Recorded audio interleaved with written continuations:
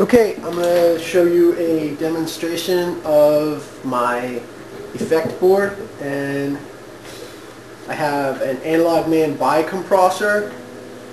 All these effects I really like. I will say, and if anybody knows pedals right away, you're going to know this is the obvious candidate right here for a loop switcher, which I don't have. It is a tone robber. Definitely when it's in the off position, it is sucking a lot of your natural tone. Especially you would notice if you're into tone and you have single coil pickups, you know. So this is my RMC2. This is an older edition RMC2 wah pedal. I really like this wah pedal. Here I have the Analogman King of Tone, which if you're into heavy fuzzes and distortions, it's not really the pedal for you, you know. If you're into the natural compressions and overdrives of a tube amp, this is a good pedal. This is the Fulltone 69 as opposed to the Fulltone 70, and the difference between the two circuits is basically the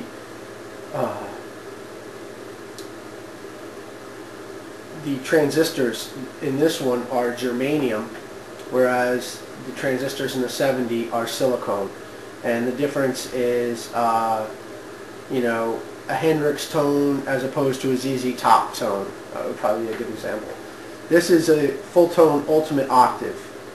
I've tried the regular octave pedal, which is a copy of the Octavia, but it's, you know, it is what it is, and it's a limited effect. This one is less limited. It has a fat bright switch on it. It tends to get a little more drive. I like this pedal a lot. Then of course there's your 1975 MXR Phase 90. It's not a reissue, it's the original one. Part of the reason they sounded so good is they used really crappy components, and the regeneration of the sound was weak. So it had a yo-yo or a human compression to it. This is my 19 I don't know, I guess I never really looked at the number on it. I would say like 1980 or 81. It's a silver screw Boss Chorus, and it's one of the first editions of this chorus pedal.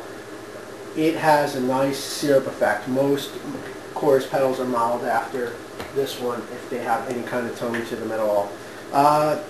There is my AD999. That is the Maxxon analog delay, which I absolutely love.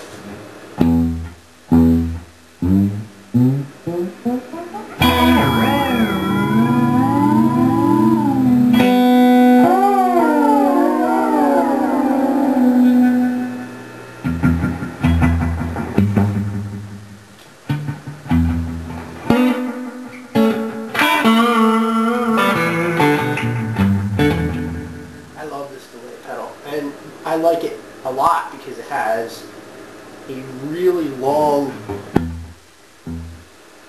I'm going to turn on the bi-compressor here. This is the orange squeezer side.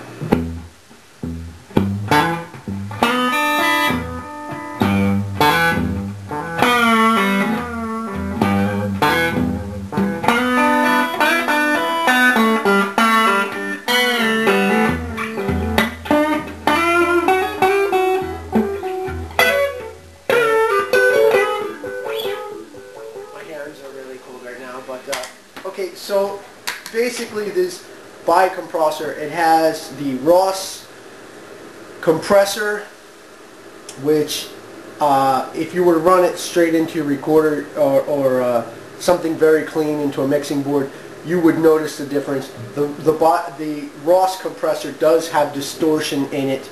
It lends a little more compression.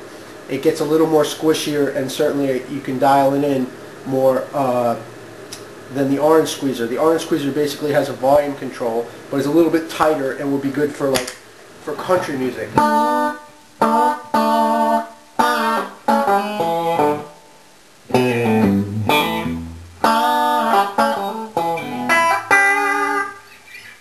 like that. ground effect. For instance, you know, when you do Eric Clapton's "Wonderful Tonight," would be a good example. It tends to be a little bit brash without the compression. I actually have my volume rolled down just a touch on my guitar here for a little bit of natural compression, but if you put this on,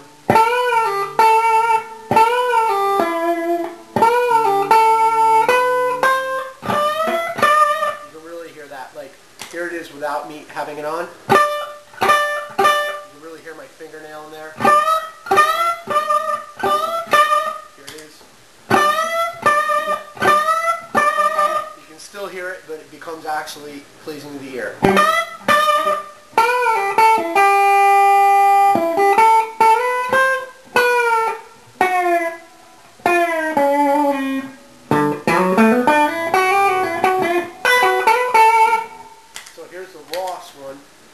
What I have here is I have the attack turned all the way down and the sustain turned up pretty high.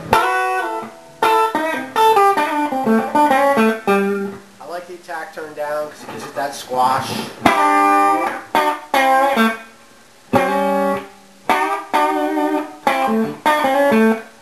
Yeah, that's a good one. And you can use them both in combination, one running into the other.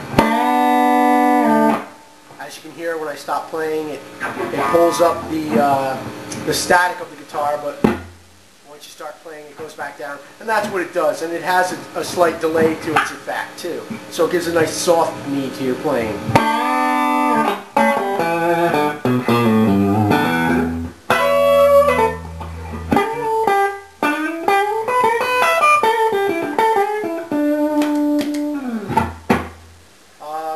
Here's the Analogman King of Tone, the famed King of Tone. Now, if you hear when the tone is rolled back on this, it actually has compression to it.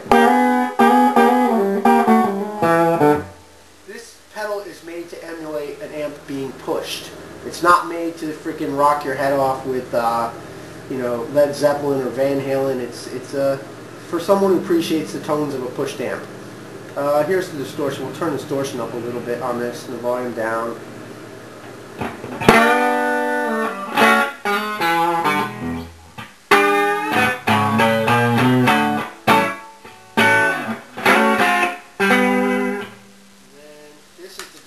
Side. You can run them both together. I'll show you the distortion side first. And there's dip switches in there too, where you can increase the amount of distortion you want or make them both so that they're overdrive sides. You can set it for how you want. Right now I've got it how it comes from analog mic, and basically if I'm not mistaken, this side is set so both sides are down to just an overdrive, and this one has one of the distortions up. I believe that's how it's set right now.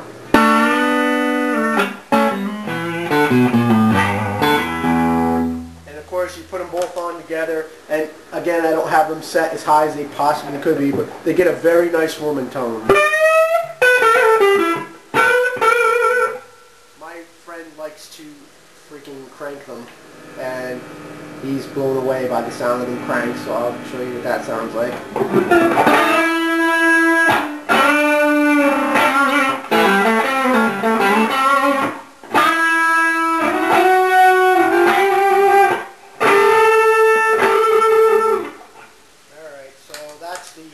Analogman King of Tone, again, not made to run like that, but you can run it like that.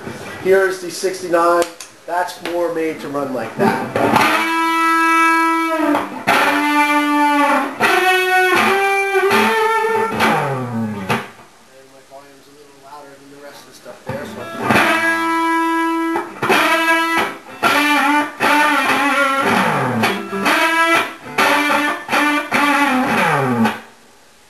quintessential Hendrix Fuzz. Ultimate Octave, very, very fun pedal.